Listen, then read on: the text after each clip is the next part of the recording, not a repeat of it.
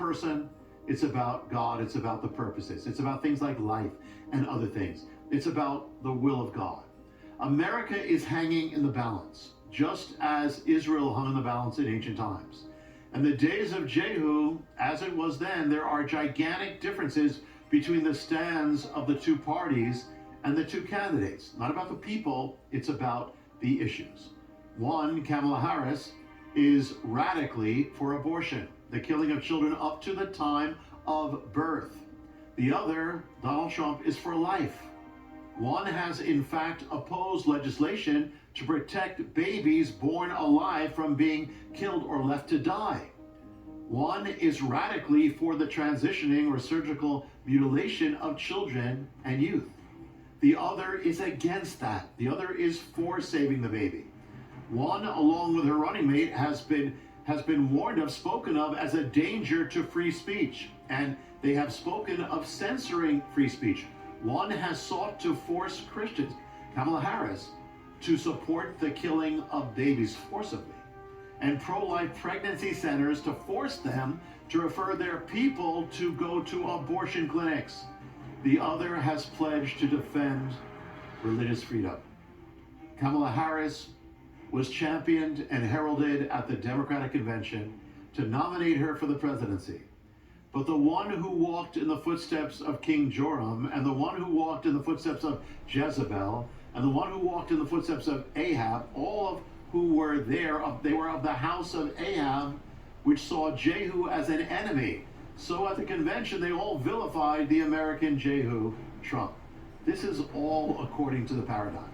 This election is critical and will determine, for good or bad, good or evil, the future of this nation we call America.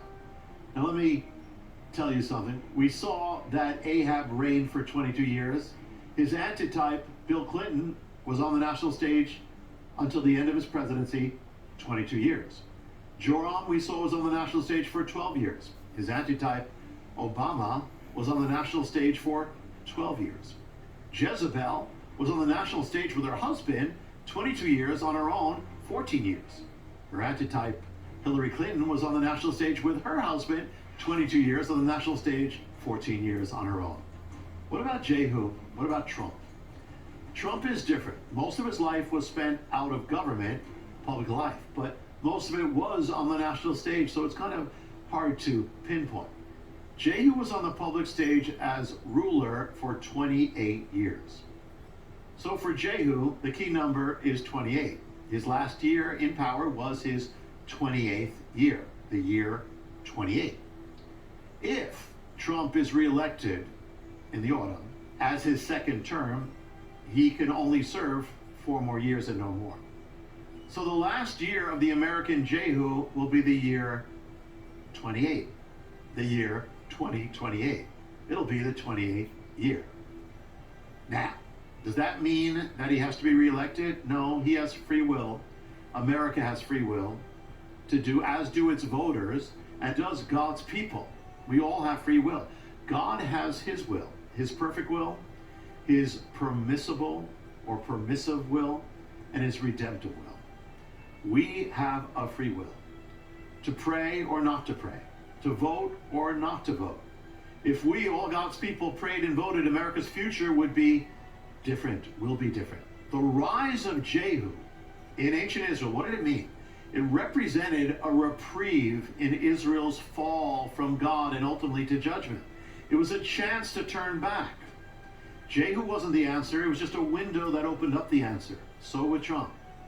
Which of the two futures will be America's future? On one end, you have a party and a platform and a candidate who are advocating the ways against God. Really, in terms of the Bible, in terms of ancient Israel, the ways of apostasy that led to judgment. You have a way that leads to judgment, the killing of babies, the going against God and his ways leads to judgment, calamity. Or the other is a reprieve for the chance of revival. What will be, which one will be America's future? What about Kamala Harris? All I will say is do not miss what I am going to open up in the next video. Again, was Jehu the answer? No, Trump's not the answer. But But God uses and provided a window for a nation to turn back. The answer is not the man, the answer is not the window. The answer is what can happen through the window. Revival. That is the only thing that can save America. God allowed Trump to come within centimeters and seconds of death. Trump was within that, just right there, but God saved him. God can also save an America, a nation that is on the edge of calamity and judgment. But your prayers and your vote matter. If we don't vote, we bear the guilt for what happens. If we don't pray, we bear the guilt. Make a difference. You're the light of the world. God put you on earth for such a time as this. Impact your world. Impact your world. Touch. You have a vote. Use it. Spread the gospel. Pray for revival. If you're not registered, do it now. It's real easy. Something like vote.gov. Maybe we'll put it up.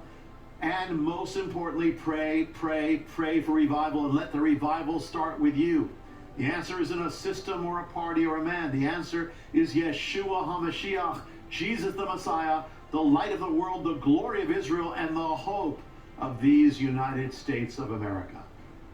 For those in your life who need to see this, those who are going to vote, or those who just don't know, send them this link and hit like to make sure you don't miss the next prophetic video on the mystery of Kamala Harris and all the prophetic messages that are going to appear on this channel. Hit subscribe.